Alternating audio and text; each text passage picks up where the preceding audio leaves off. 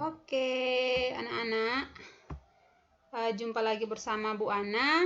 Hari ini kita belajarnya tematik, lebih tepatnya tema 1, subtema 1, pembelajaran 1 untuk kelas 6. Nah, di sini Ibu sudah buatin ketiga mata pelajaran yang kompetensi dasarnya akan dicapai hari ini. Kalau anak-anak pengen mengetahuinya, silahkan di pause dulu video Ibu, setelah itu dibacain. Nah, di sini juga ada tujuan pembelajaran yang sudah Ibu buat. Silahkan kalau mau membacanya di pause dulu video ini, setelah itu baru boleh dilanjutin lagi. Nah, anak-anak, langsung saja pada pembelajaran kita hari ini. Di sini ada gambar apa ya anak-anak? Pasti kalian semua udah tahu. Gambar ini gambar apa sih? Setelah itu gambar ini digunakan untuk apa atau manfaatnya untuk apa? Pasti kalian semua udah tahu. Karena ini manfaatnya kalian rasakan setiap hari, yaitu ketika kalian memakannya akan menambah energi atau tenaga kalian masing-masing. Nah, selain gambar di samping kiri ini, kalian juga boleh ketika kalian keluar rumah dan melihat tumbuhan-tumbuhan lain, bisa kalian mencari tahu dari manfaat tumbuhan itu untuk apa saja. Berikutnya, ini ada gambar ini juga ada di dalam buku siswa yang kalian pegang atau kalian miliki. Ada gambar tumbuhan, ada gambar hewan, ada gambar manusia. Nah, di sini berarti jelas hubungan antara tumbuhan, hewan, dan manusia itu seperti apa sih? Manusia membutuhkan tumbuhan untuk dimakan atau selain dimakan, ada beberapa manfaat yang akan Ibu jelaskan pada slide berikutnya. Begitu pula dengan hewan. Oke, untuk lebih jelasnya lagi, ayo kita lanjut ke slide berikutnya. Nah, tumbuhan sendiri itu tadi sebagai sumber energi. Nah, sumber energi atau tenaga untuk ketika kita mengonsumsinya atau memakannya, tenaga kita akan bertambah untuk melakukan aktivitas yang ada di gambar ini, begitu juga aktivitas yang sering dan selalu kita lakukan setiap harinya. Berikutnya anak-anak, sebagai tumbuhan itu juga sebagai sumber vitamin. Di sini ada vitamin A, silahkan dilihat dan diamati. Ada vitamin C, ada vitamin B, ada vitamin D yang sudah Ibu buat gambarnya di sini. Silahkan anak-anak untuk melihat mengamati di tumbuhan, contohnya tanaman wortel. Dia itu termasuk vitamin A. Di sini vitamin B contohnya ada juga di sini di gambar, vitamin C juga ada, vitamin D juga di sini ada jamur. Oke, untuk lebih jelasnya kalian bisa mengamatinya one by one atau satu-satu dari setiap gambar yang Ibu sediain ini. Oke, berikutnya selain sebagai sumber energi, tumbuhan juga berfungsi sebagai sumber oksigen. Oke, berikutnya selain sebagai sumber oksigen, tumbuhan atau tanaman juga sebagai pengikat air dalam tanah. Ibu rasa materi ini sudah kalian dapatkan waktu masih kelas 5. Oke, berikutnya yaitu tempat untuk berteduh. Nah, ini yang lebih sering kita temui atau kita rasakan ketika kalau kita berada di jalan atau dimanapun itu. Nah, kalau sudah sangat panas terik matahari, berarti otomatis kita berteduh atau orang-orang akan berteduh di bawah sebuah pohon yang rindang. Berikutnya, nah, selain fungsi tumbuhan yang sudah kita pelajari bersama tadi, sekarang kita akan mengetahui bagaimana sih cara jagung itu berkembang biak. Nah, di sini sudah ada bacaannya. Silahkan anak-anak untuk membaca proses daripada perkembangbiakan jagung. Ibu bacain dulu ya untuk paragraf pertamanya. Jagung merupakan salah satu tanaman yang dijadikan bahan makanan pokok di berbagai negara, salah satunya di Indonesia. Di Indonesia, penduduk Pulau Madura menjadikan jagung sebagai makanan pokoknya. Jagung merupakan salah satu tanaman penghasil karbohidrat yang sangat diperlukan oleh tubuh. Nah, untuk paragraf 2 sampai selesainya, anak-anak boleh membacanya di buku siswa tema 1 subtema 1 pembelajaran 1. Di sini juga ada paragraf terakhir yang sudah Ibu buat sesuai dengan buku siswa yang kita miliki masing-masing. Nah, setelah membaca dari teks tentang perkembangbiakan jagung, di sini ada tugas. Tulislah ide pokok dan informasi penting dari teks berjudul Bagaimana Jagung Berkembang Biak yang sudah kalian baca tadi ya, dengan mengisi diagram berikut di bawah ini. Nah, di sini sudah ada masing-masing paragraf. Untuk setiap paragrafnya kalian disuruh untuk menuliskan ide pokok atau informasi penting dari teks tentang bagaimana jagung berkembang biak. Nah, ini bisa kalian isi di buku siswa, temui di buku siswa halaman 4 untuk mengerjakannya.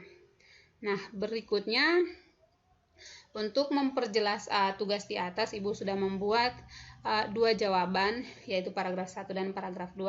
Paragraf 1, ide pokok yang terdapat dalam paragraf 1 itu, jagung merupakan salah satu tanaman yang dijadikan bahan makanan pokok di berbagai negara, salah satunya Indonesia. Oke, jawaban Ibu yang kedua adalah paragraf 2. Jagung dikembangbiakan dengan cara menanam bijinya.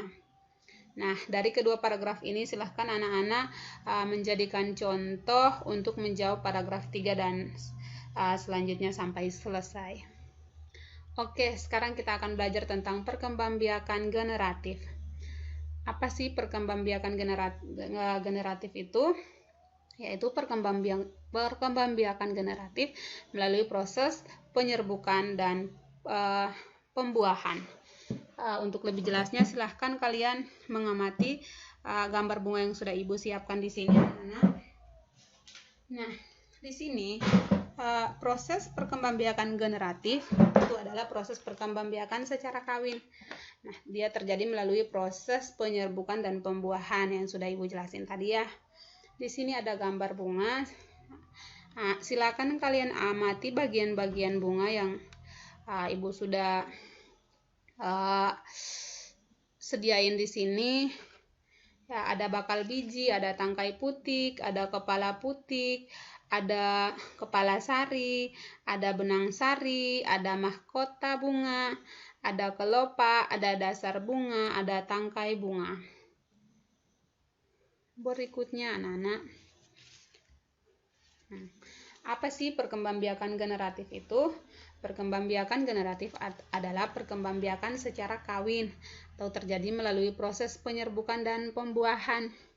Perkembangbiakan generatif pada tumbuhan diawali dengan penyerbukan, yaitu melekatnya atau jatuhnya serbuk sari ke kepala putik. Nah, setelah terjadi penyerbukan pada serbuk sari, tumbuh bulu serbuk sari yang menuju ke ruang bakal biji. Kemudian, serbuk sari akan masuk ke ruang bakal biji melalui bulu serbuk sari tersebut.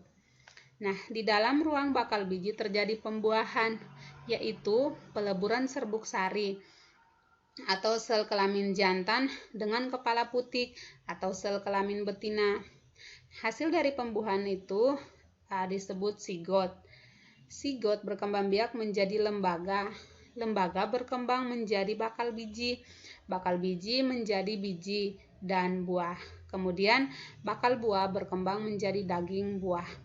Nah, lembaga yang berada di dalam biji merupakan calon tumbuhan baru. Tumbuhan yang berkembang biak secara generatif antara lain padi, mangga, durian, jambu, dan juga jagung yang sudah kalian baca teksnya tadi. Oke, berikutnya. Nah, karena tadi kita mempelajari tentang perkembangbiakan secara generatif pada bunga, di sini ada teks tentang bunga, yaitu bunga yang indah bukan hanya ada di Indonesia. Nah, negara-negara lain seperti negara tetangga juga memiliki bunga yang cantik karena kondisi geografis yang hampir sama. Bunga yang tumbuh tidak jauh berbeda dengan jenisnya. Nah, Setelah itu ada lagi teksnya ke bawah. Coba kalian perhatikan bunga Kamboja pada gambar di samping. Ini di samping kanan ini ada bunga Kamboja. Bunga ini sering digunakan dalam perlengkapan tali di Bali. Ya, itu benar. Bunga Kamboja dapat juga ditemukan di Indonesia dan Laos. Di negara tersebut, bunga ini digunakan untuk dekorasi atau upacara keagamaan dan penyambutan tamu. Oke, berikutnya. Banyak negara yang hidup dan memiliki persamaan sosial dan budaya. Oleh sebab itu, negara-negara tersebut menggabungkan dirinya melalui satu organisasi. Salah satunya yaitu ASEAN. Nah, ASEAN itu adalah kumpulan atau kesatuan dari negara-negara yang berada di Asia Tenggara. Tepatnya ada 10 negara. Silahkan diamati anak-anak dari Indonesia, Singapura, Kamboja, Thailand, Myanmar, Laos, Vietnam, Malaysia, Brunei Darussalam, dan Filipina. Oke, berikutnya. Nah, ASEAN menjawab kebutuhan hidup bertetangga. Kamu pasti pernah merasakan nyamannya hidup bertetangga. Hal ini terasa saat semua keluarga saling mendukung, saling membantu, dan bekerja sama. Kenyamanan dalam bertetangga perlu diwujudkan karena tiap keluarga memiliki kepentingan yang sama. Nah, hal itu juga mendasari terbentuknya organisasi ASEAN. ASEAN adalah sebuah organisasi internasional yang beranggotakan negara-negara di kawasan Asia Tenggara. Negara-negara ini yang seperti sudah Ibu jelasin tadi bersatu karena adanya persamaan sosial budaya atau letak geografis dan kemiripan budaya. Oke, berikutnya ada teks yang belum Ibu baca. Kalau kalian mau membacanya silakan di pause dan dibaca, setelah itu baru dilanjutin. Berikutnya masih tentang teks ASEAN tadi.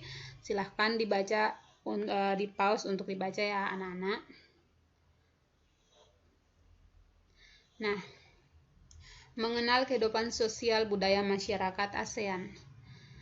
Masyarakat negara-negara ASEAN memiliki kehidupan sosial budaya yang unik. Nah, dari teks yang sudah Ibu sediain di PowerPoint ini, masih ada lagi teks tentang kehidupan sosial budaya masyarakat ASEAN dalam buku siswa yang kalian miliki itu di halaman 9-14. Silahkan anak-anak kalian membacanya sendiri karena teksnya cukup panjang. Membacanya dengan cermat, dengan teliti, agar kalian bisa mengisi soal yang ada di buku siswa di halaman 14, yaitu tentang suruhannya adalah tulislah pemikiranmu tentang karakteristik negara pada diagram Venn yang telah disediain. Perhatikan caranya berikut ini. Tentukan 2 negara yang akan kamu cari informasinya lebih dalam lagi. Tulislah di kotak yang tersedia. Nah, kalian hanya perlu untuk menuliskan 2 negara yang ingin kalian cari tahu atau ketahui, mencari tahu tentang informasi dari 2 negara yang akan kalian tulis dalam diagram Venn ini. Nah, tulis masing-masing karakteristik di lingkarannya sesuai dengan negaranya. Di sini kalian menuliskan karakteristik dari contohnya di sini negara Indonesia, karakteristiknya seperti apa aja. Di samping kanan ini contohnya Vietnam, karakteristik dari negara Vietnam itu apa aja. Nah, di tengah lingkaran ini kalian menuliskan persamaan karakteristik dari kedua negara ini. Jadi yang di samping kirinya ini adalah karakteristik dari negara A yang ingin kalian ketahui. Terus di sini samping kanan adalah karakteristik dari negara B yang kalian dapat atau temui informasinya. Nah, di sini di tengahnya adalah kalian menuliskan persamaan karakteristik dari negara A dan B yang kalian tuliskan. Oke, di sini Ibu sudah mempunyai jawaban untuk negara Indonesia dan Singapura. Silahkan kalian mencari jawaban yang berbeda dari yang Ibu contohin di sini ya anak-anak. Di sini sudah ada jawabannya. Karakteristik negara Indonesia, pemanfaatan anggrek digunakan sebagai bunga hias. Nah, di Singapura pemanfaatan anggrek dijadikan aromaterapi. Di sini ada luas wilayahnya juga berbeda antara Indonesia dan Singapura. Nah, juga penggunaan bahasanya untuk negara Indonesia adalah bahasa Indonesia sebagai bahasa resmi. Kalau di Singapura bahasa Inggris sebagai bahasa resminya negara Singapura.